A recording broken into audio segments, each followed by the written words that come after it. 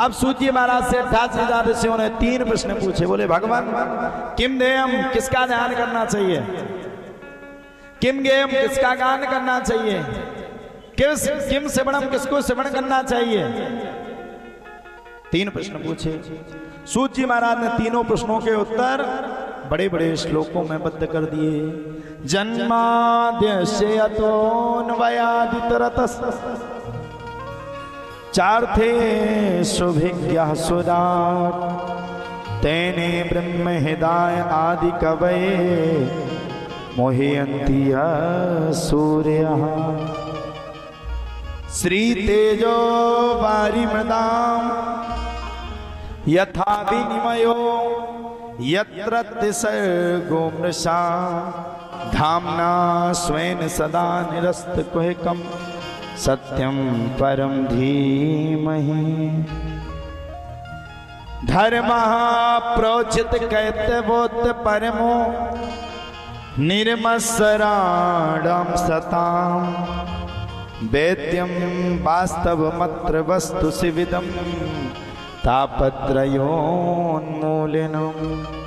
श्रीमद् भागवते महामुनि कृते किं वा परैरीश्वरः सत्यो हित्यवरुध्यतीत्यकृतिभिः शुश्रूषुभिस्तक्षिणा निगम कल्पतरोर्गलितं फलम् सुखमुखादिमृतदिव्य संयुतं पिबत भागवतं रसमालयं मुहुरहो रसिका भुवि भावुकाः।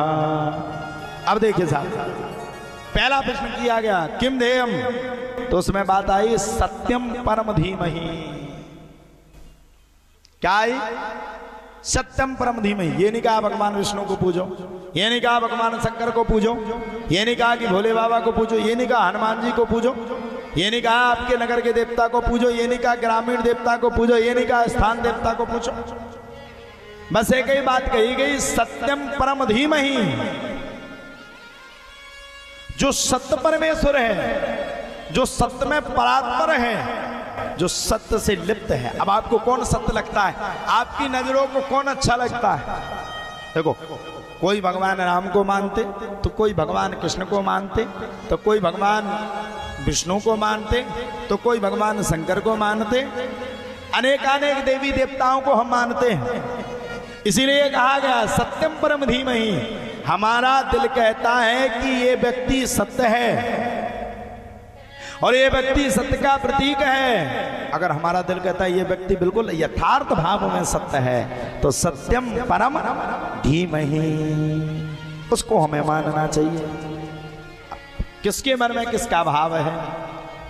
इसके बाद आया किम गेयम। अब बताइए किसका गान करना चाहिए? हमें गान किसका करना चाहिए? बोले भगवान का करना चाहिए। और किम से बड़ा क्या सेवन करना चाहिए? बोले निगम कल्पतरोर्गलितं फलम् सुखमुखादिमृतदिव्य संयुतं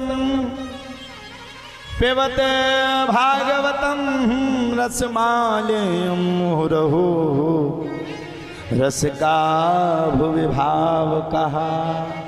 किसको सेवन करना चाहिए? बोले भागवत को।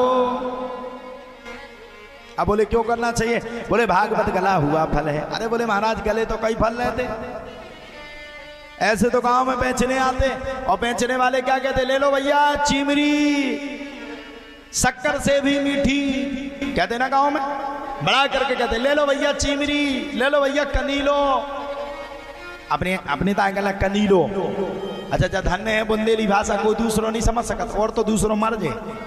कनीलो, करेज, अपनों ने करेज लाई जाओ, दूसरे देश अंदाओ खोणस दो आदमी खोजात खोजात मार जाए।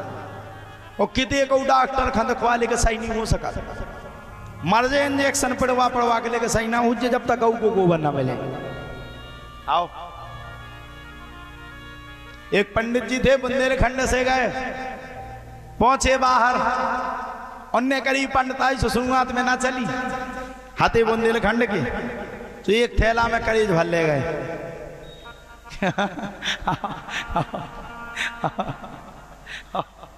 जजमान के यहाँ पहुंचे, सो जजमान के बगल से वह करेज खोस दे, करेज तो करेज जहाँ से फल गया पहुंची, सो कक्का याद आ जाता, लगे तेरे का वो कहे जजमान का, गुरुजी हम तो मरे जा रहे खुजली कर करके, ओ माय गॉड ये क्या हुआ।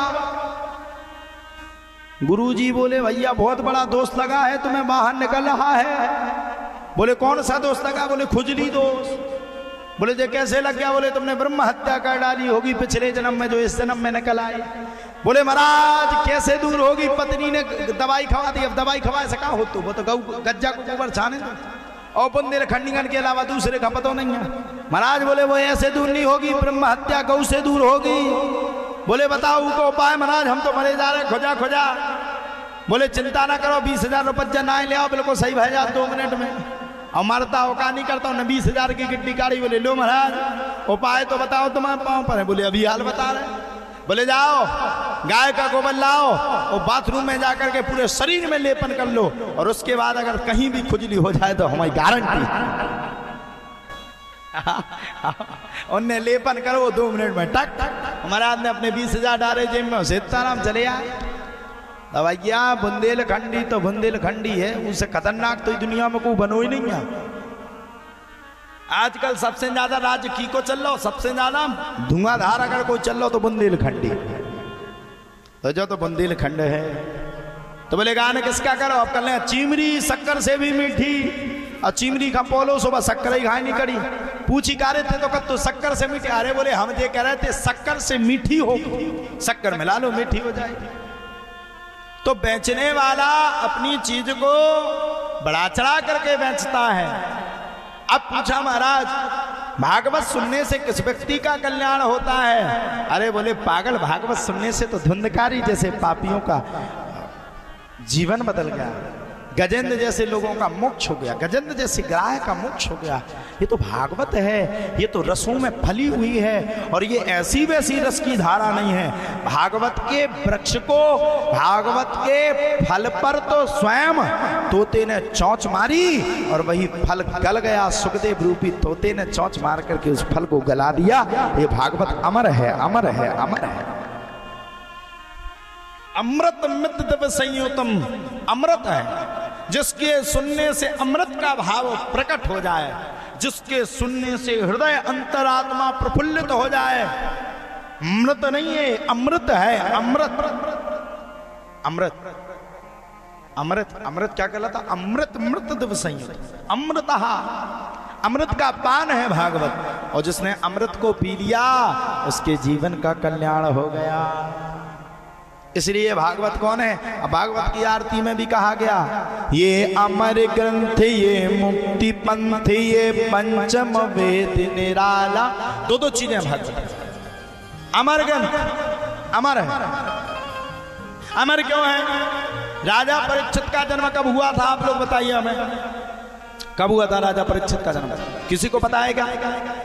भगवान कृष्ण ने 5,500 वर्ष पहले यहाँ इस धराधाम पर जन्म लिया, प्रकट हुए, और 5,500 साल पुरानी बात राजा परीक्षित की है। लेकिन आप लोग बात बताओ, राजा परीक्षित को 7 दिन में मृत्यु सर्प के द्वारा काटने से मृत्यु का श्राप था। अब आप बताइए,